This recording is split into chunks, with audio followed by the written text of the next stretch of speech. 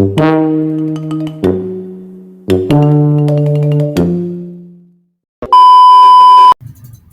semuanya, di sini saya akan menjelaskan tentang ikatan ionik dalam protein. Sebelumnya, perkenalkan nama saya Orno Ginandrion dengan NIM terakhir 049. Apa itu ikatan ionik? Ikatan ionik adalah jenis ikatan kimia yang terjadi akibat transfer elektron dari satu atom ke atom lainnya, menghasilkan ion positif atau yang biasa disebut kation, dan ion negatif atau yang bisa disebut anion, yang saling tarik-menarik melalui gaya elektrostatik. Ikatan ini biasanya terbentuk antara unsur logam yang cenderung melepaskan elektron dan unsur non-logam yang cenderung menerima elektron. Dalam konteks protein, ikatan ini sering melibatkan interaksi antara gugus-gugus fungsional dan asam amino yang memiliki muatan listrik.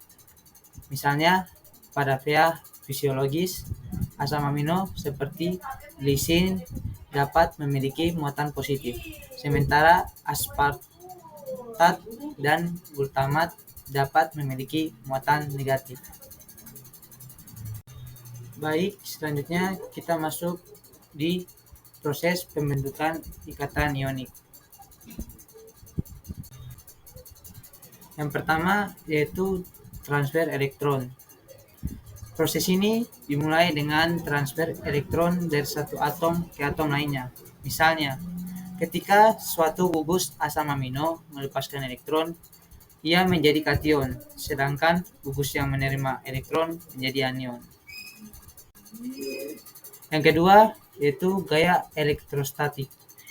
Setelah terbentuknya kation dan anion, gaya elektrostatik antara muatan berlawanan ini menciptakan ikatan ionik. Meskipun ikatan ini lebih lemah dibandingkan dengan ikatan kovalen, ikatan ionik dalam protein berperan penting dalam stabilisasi struktur protein. Yang ketiga yaitu pembentukan ion.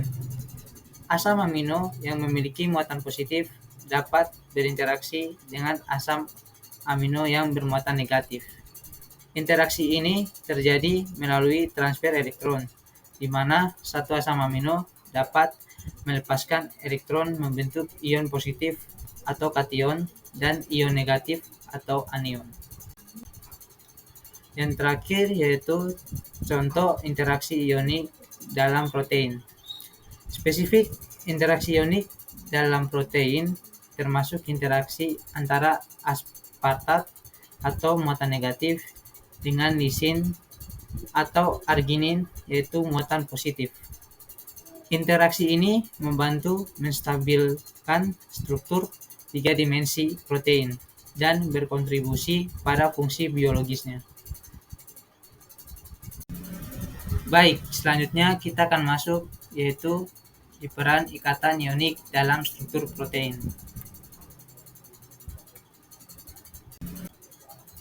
Yang pertama yaitu stabilisasi struktur tersier dan kuaterner. Ikatan ionik berfungsi untuk menstabilkan struktur 3 dimensi protein dengan menghubungkan bagian-bagian yang memiliki muatan berlawanan. Misalnya, interaksi antara lisin yaitu muatan positif dan aspartat atau glutamat yaitu muatan negatif, membantu menjaga bentuk protein yang diperlukan untuk fungsi biologisnya. Yang kedua yaitu interaksi dengan lingkungan. Pada pH fisiologis, ikatan ionik berperan dalam interaksi protein dengan ligan atau substrat. Hal ini penting dalam proses seperti pengingatan enzim dan aktivasi biologis, di mana kekuatan ikatan ini dapat mempengaruhi efisiensi reaksi. Baik, yang ketiga yaitu pengaruh terhadap denaturasi. Ikatan ionik dapat diputus oleh perubahan kondisi lingkungan, seperti fluktuasi pH atau suhu tinggi, yang dapat menyebabkan denaturasi protein. Ketika ikatan ini terputus, struktur protein dapat berubah, sehingga mempengaruhi fungsinya. Selanjutnya yang keempat yaitu pengingatan ligan dan substrat. Dalam banyak kasus, ikatan ionik juga berperan dalam pengikatan ligan atau substrat pada situs aktif enzim.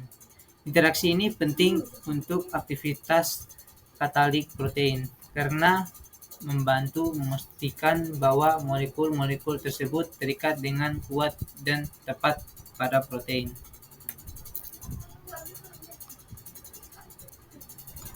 Selanjutnya yaitu yang kelima sebagai jembatan garam. Ikatan ionik sering disebut sebagai jembatan garam dan berfungsi sebagai penghubung antara gugus bermuatan pada rantai samping asam amino. Ini memberikan kontribusi signifikan terhadap stabilitas keseluruhan protein. Yang terakhir yaitu interaksi ion logam. Dalam beberapa protein, ikatan ionik juga melibatkan interaksi dengan ion logam yang dapat bertindak sebagai kofaktor. Ini membantu dalam stabilisasi struktur dan meningkatkan aktivitas biologis protein. Selanjutnya yaitu kita masuk ke faktor-faktor yang mempengaruhi ikatan ionik dalam protein.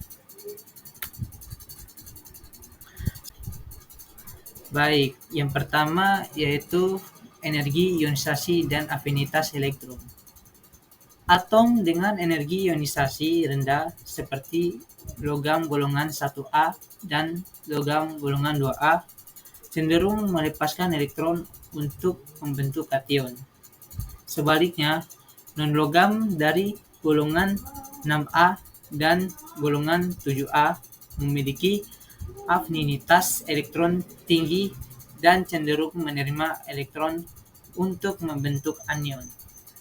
Yang kedua yaitu pH lingkungan. Perubahan pH dapat mempengaruhi muatan pada rantai samping asam amino yang berperan dalam pembentukan ikatan ionik. pH ekstrim dapat merusak ikatan ini, menyebabkan denaturasi protein dan kehilangan fungsi biologisnya. Baik, yang ketiga yaitu interaksi elektrostatik.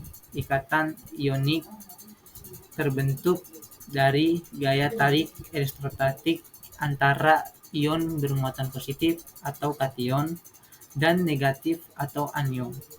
Interaksi ini sangat penting dalam stabilisasi struktur protein. Yang keempat yaitu kondisi fisik. Suhu tinggi dapat memecah ikatan yang menjaga struktur protein, sedangkan pelarut organik dapat merusak interaksi nonpolar yang juga berkontribusi pada stabilitas protein.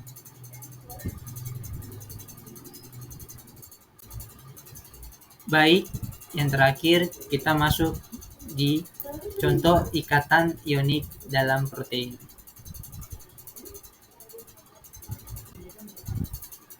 Baik, yang pertama yaitu interaksi asam glutamat dan lisin. Gugus karbosilat atau min-COO- dari asam glutamat dapat berinteraksi dengan gugus amino protonasi atau NH3+ dari lisin untuk membentuk ikatan ionik. Yang kedua yaitu stabilisasi struktur enzim. Dalam beberapa enzim, ikatan ionik antara gugus bermuatan positif dan negatif membantu mempertahankan bentuk aktifnya. Dan yang terakhir yaitu kation divalen. Ion seperti Ca2+ atau Mg2+ dapat membentuk ikatan silang dengan protein, misalnya dalam stabilisasi struktur kolagen.